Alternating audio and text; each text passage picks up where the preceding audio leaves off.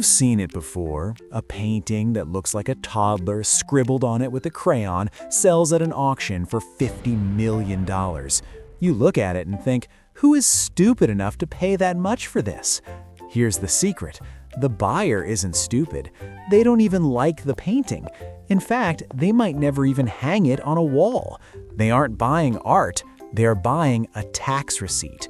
To the average person, art is culture.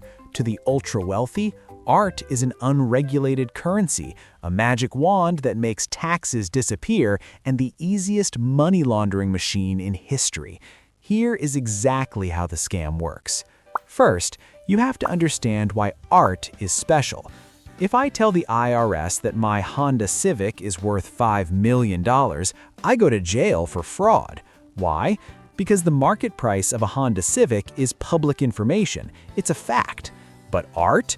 Art is subjective. It's magic.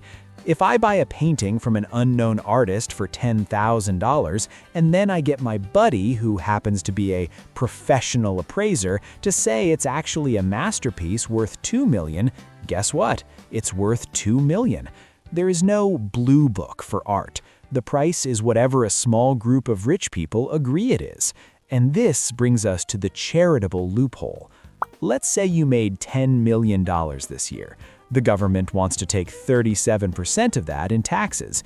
You don't want to pay that. So you go to a gallery. You buy a painting for $100,000. You hold on to it for a year. Then you have your appraiser friend reevaluate it. Suddenly, because the artist is trending, that painting is now worth $2 million.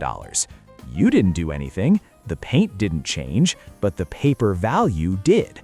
Now you don't sell it. If you sold it, you'd have to pay taxes on the profit. Instead, you donate it to a museum. Because you are so generous, the IRS gives you a tax deduction for the full appraised value, $2 million. Let's do the math. You spent $100,000 on the painting, but you reduced your taxable income by $2 million. That saves you roughly $740,000 in cold hard cash on your tax bill. You essentially profited $600,000 by giving away a painting you didn't even like. But what if you don't want to donate it? What if you just want to park your cash where the government can't see it? Welcome to the Geneva Freeport. It looks like a warehouse near the airport, but it's actually a high-security bank vault that exists outside of any country's jurisdiction. Billions of dollars of art sit in these crates. They never see the light of day.